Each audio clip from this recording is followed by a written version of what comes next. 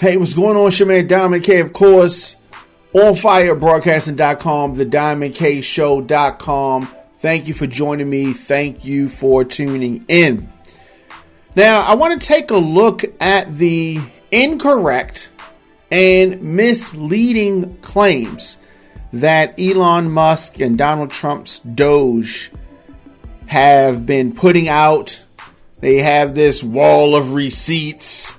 But the claims that Elon Musk and his campaign to end and fire tens of thousands of federal workers and cancel government contracts in the name of rooting out waste and fraud, that's what they've been pushing on the American people. They have this website that claims that they've saved billions by cutting certain federal contracts, but the government and reports prove that these so-called savings are either incorrect or just flat out lies or are misleading. They're misleading. And the billionaire Elon Musk says that his DOGE group has posted what it calls a wall of receipts on its website, and it claims that it saved billions by cutting certain federal contracts. We're going to dive into that.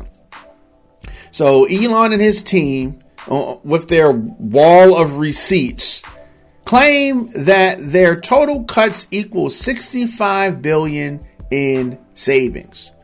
They base that on contract cancellations, firing workers, and fraud detection. Now, no fraud has been detected.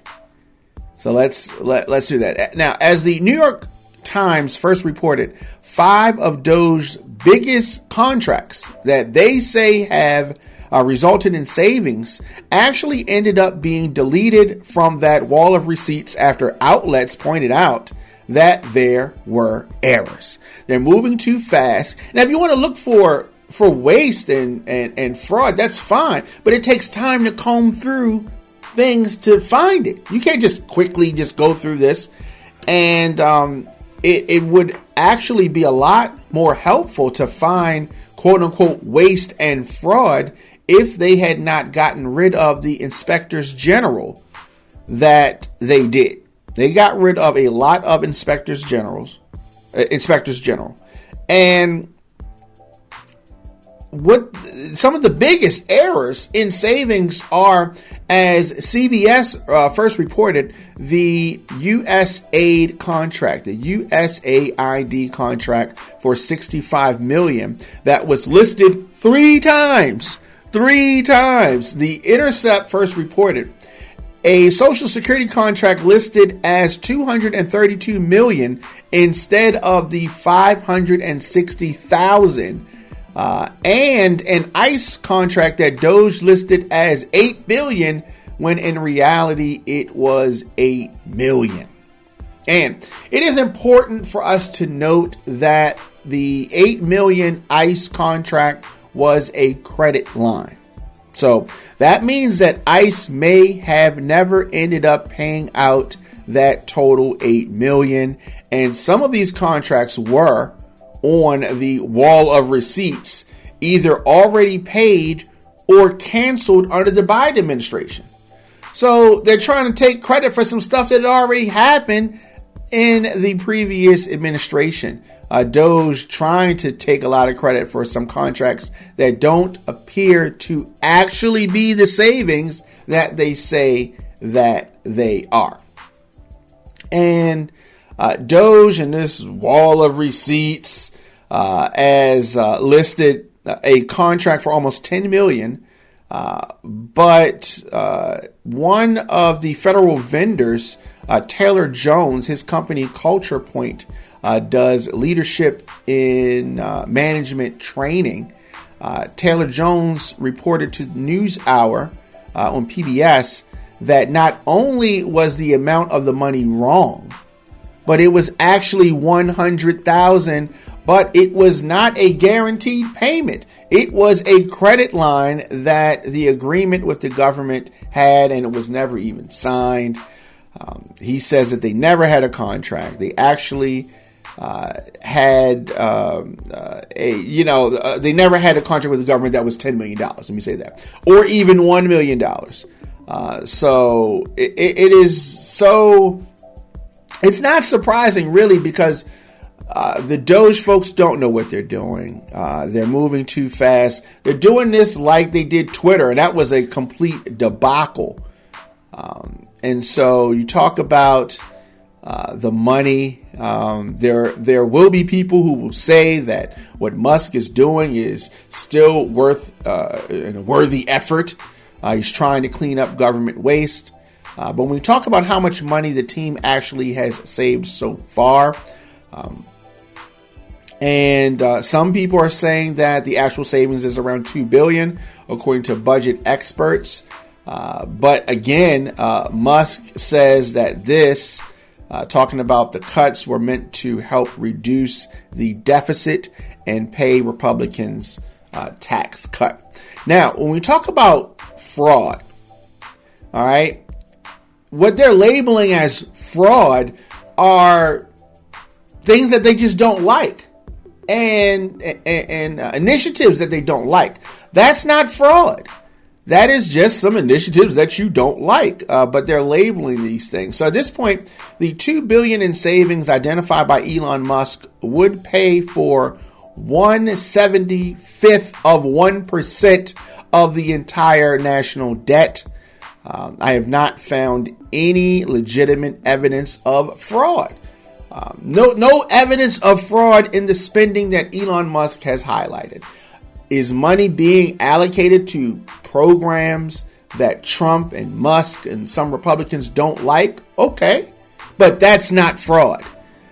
That is not fraud. And a DEI contract is not fraud.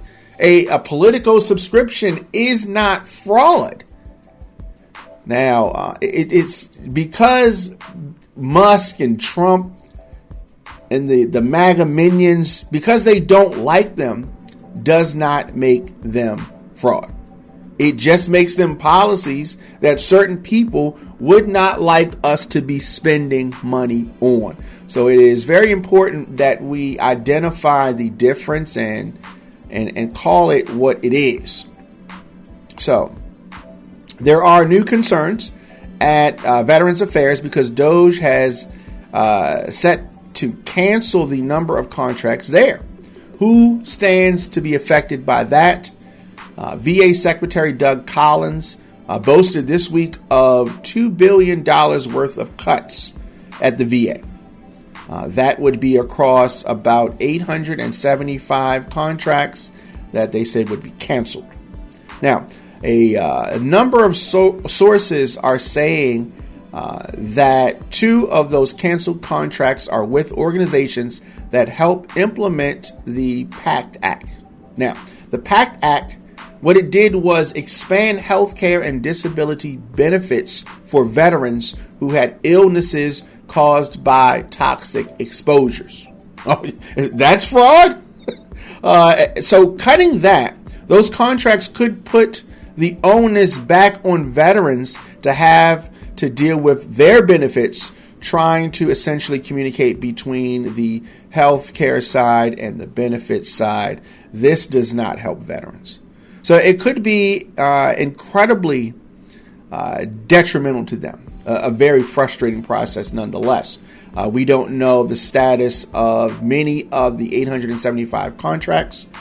We haven't gotten a clear answer from Veterans Affairs, but it appears as though the ones that affect the PACT Act could very well still be canceled. So we cannot believe everything that Elon Musk, the billionaire, is saying as it relates to the misleading and incorrect claims on DOGE's wall of receipts.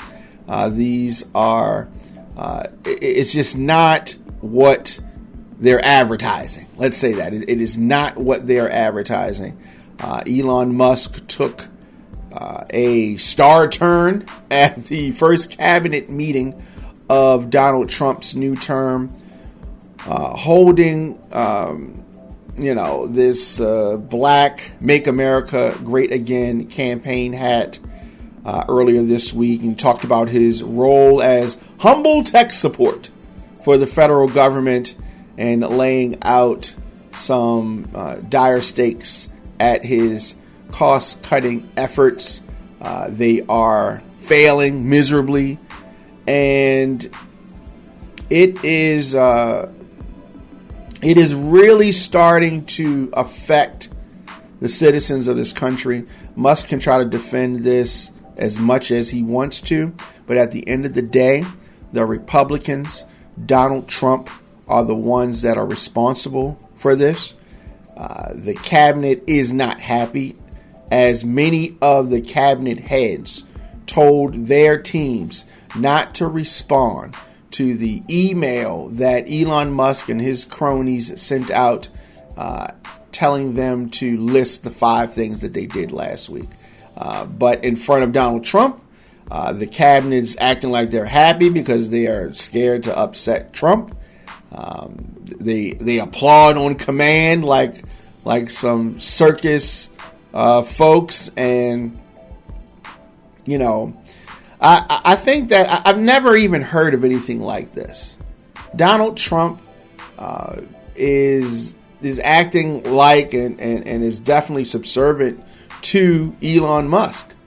It is something to see. There was an example that was cited where they're moving so fast to try to shrink the United States Agency for International Development. And one of the things that they accidentally canceled was Ebola prevention. I mean, they're just running through things, and it is what you get when you have someone in position, not elected, not approved by Congress, who's in position and is just trying to cancel things so he can beat his chest and get contracts for his own companies. USAID